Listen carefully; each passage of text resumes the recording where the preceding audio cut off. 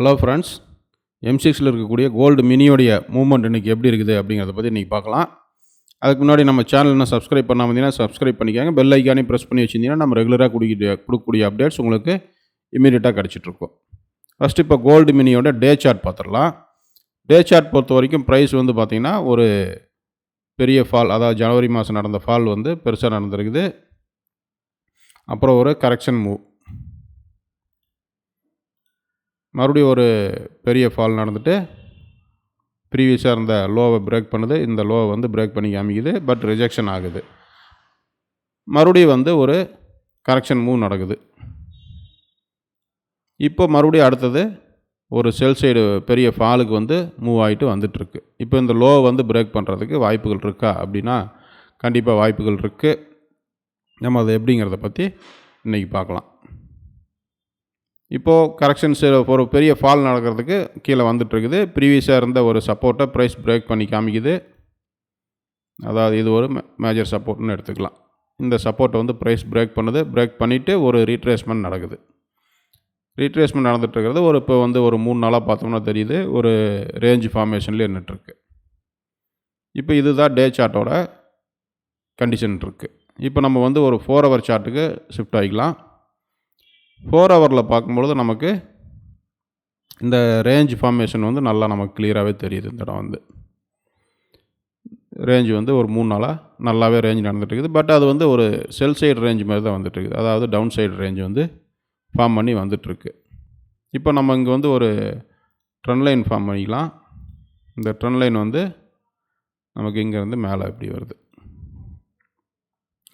இப்போ ப்ரைஸ் வந்து இப்போ இருந்து எந்த பக்கம் மூவ் ஆகிறதுக்கு அதிக வாய்ப்புகள் இருக்குது அப்படின்னு பார்த்தோம்னா நம்ம எதிர்பார்க்குறது முழுக்க செல் சைடு மட்டும்தான் எதிர்பார்க்குறோம். ஏன்னா டேயில் பார்த்தோம் நம்ம வந்து ஒரு ஃபால் மூவ் நடந்துகிட்ருக்குது. இந்த ஃபால் மூவுக்கு ஒரு ப்ரீவியஸாக இருந்த ஒரு சப்போர்ட்டை பிரேக் பண்ண பிறகு ஒரு ரீட்ரேஸ்மெண்ட் நடந்துகிட்ருக்குதுன்னு சொல்லி எதிர்பார்த்தோம். இந்த ரீட்ரேஸ்மெண்ட்டோட மூவ்மெண்ட் எவ்வளோ தூரம் இருக்கும் அப்படின்னு பார்க்கும்பொழுது இப்போ இருக்கிறதே வந்து ஒரு ப்ராப்பரான ரெசிஸ்டன்ஸ் ஏரியா தான். எப்படின்னு பார்த்தோம்னா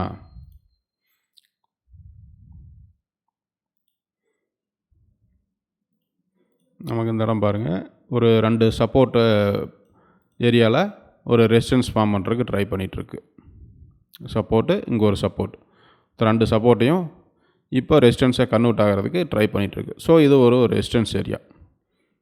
இதுக்கப்புறம் இன்னும் சப்போஸ் இந்த ரெசிஸ்டன்ஸில் ரியாக்ட் பண்ணாமல் இன்னும் கொஞ்சம் மேலே போனால் எவ்வளோ தூரம் போகலாம் அப்படின்னு பார்த்தோம்னா இந்த லெவல் வரைக்கும் போகலாம். அதாவது இந்த ஒரு ரெசிஸ்டன்ஸ் ஏரியா இருக்குது இல்லையா, 1,52,501 1,53,900 இந்த லெவலுமே ஒரு நமக்கு ரெசிஸ்டன்ஸ் ஏரியா. இங்கே இந்த ஏரியாக்குள்ளே நமக்கு ஒரு மூவ்மெண்ட் கொடுக்கலாம். எப்படி வரும் அப்படின்னு பார்த்தோம்னா இங்கேருந்து இந்த இடத்துல வந்து இங்கேருந்து கூட திரும்பலாம், அல்லது இந்த ட்ரெண்ட் லைன் வரைக்கும் கூட மூவ் ஆகலாம். ஏன்னா இந்த ட்ரெண்ட் லைனோட டச் பாருங்கள் நல்லா ஸ்ட்ராங்காகவே இருக்குது. இப்போ வந்து அந்த ஒரு ரீட்ரேஸ்மெண்ட் நடந்துகிட்ருக்கிறது வந்து இந்த மூவ்மெண்ட் வரைக்கும் கூட கொடுக்கறதுக்கு வாய்ப்புகள் இருக்குது. அதாவது இந்த லெவல்லேருந்து கீழே வர்றதுக்கு வாய்ப்புகள் இருக்குது. அல்லது நம்ம எதிர்பார்த்தது தான், இங்கேருந்தே செல் சைடு மூவ் ஆகலாம். மொத்தம் 2 சினாரியோ அங்கே நடக்கிறதுக்கு பாசிபிலிட்டிஸ் இருக்குது. நம்ம இதை எப்படி ஹேண்டில் பண்ணலாம் அப்படின்னு பார்த்தோம்னா இப்போ நடந்துகிட்ருக்கு இல்லையா, இந்த செல்லு இந்த இடத்துல இந்த லோ பிரேக் ஆகணும். அதாவது 1,50,201 இந்த லோ பிரேக் ஆன பிறகு நமக்கு ஒரு ரீட்ரேஸ்மெண்ட் நடக்கலாம்.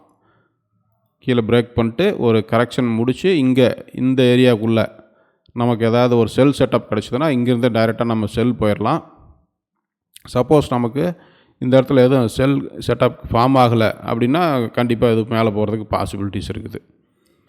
ஸோ நம்ம இன்றைக்கி வந்து என்ன பண்ணணும் அப்படின்னா, இன்றைக்கி நியூஸுன்னு பார்த்தோம்னா ஒரு 7 மணிக்கு ட்ரம்ப் ஸ்பீக் இருக்குது. அதை விட்டால் நைட் 11:30 தான் நியூஸஸ் இருக்குது, ஸ்ட்ராங்கான நியூஸஸ் இருக்குது. மற்றபடி வேறு எதுவும் இந்த பிட்வீன் டைமில் எதுவும் நியூஸஸ் இல்லை. ட்ரம்ப்பு பேசுகிறது மட்டும்தான் ஒரு ஸ்ட்ராங் நியூஸாக இருக்குது. அதை விட்டால் க்ரூட் ஆயில் இன்வென்ட்ரி இருக்குது, அதை பற்றி நம்ம கேர் பண்ணிக்க தேவையில்லை. நமக்கு இப்போதைக்கு இருக்கக்கூடியது 7 மணிக்கு ட்ரம்ப் ஸ்பீக் இருக்குது. அதில் ஏதாவது ஒரு ரியாக்ட் நடந்தால் தான், மற்றபடி ஏதாவது பெருசாக நடக்கிறதுக்கு வாய்ப்புகள் இல்லை. அதனால் நல்ல ஒரு கிளியரான மூவ்மெண்ட் தான் கொடுக்கும். ஸோ நம்ம இன்றைக்கி எதிர்பார்க்குறது பை சைடு நமக்கு என்ட்ரி கிடச்சிதுன்னா முடிஞ்ச அளவுக்கு அவாய்ட் பண்ணிக்கலாம். செல் சைடு மட்டும் ஃபோக்கஸ் பண்ணலாம். செல்லை வந்து நம்ம 2 டைப் எடுக்கிறோம். அதாவது இப்போ இருக்கக்கூடிய இந்த 1,50,201 பிரேக் பண்ணட்டும், ப்ரைஸ் பண்ணிவிட்டு ஒரு ரீட்ரேஸ்மெண்ட் நடக்கும். ரீட்ரேஸ்மெண்ட் அடைஞ்சு ஒரு 50% உள்ளது ஏதாவது ஒரு லெவல், அதாவது 1,50,000 ஓராயிரம் அந்த ரேஞ்சுக்குள்ளே ஏதாவது ஒரு செல் செட்டப் கிடச்சிதுன்னா அங்கேருந்து டைரெக்டாக செல் என்ட்ரிக்குள்ளே போயிடலாம்.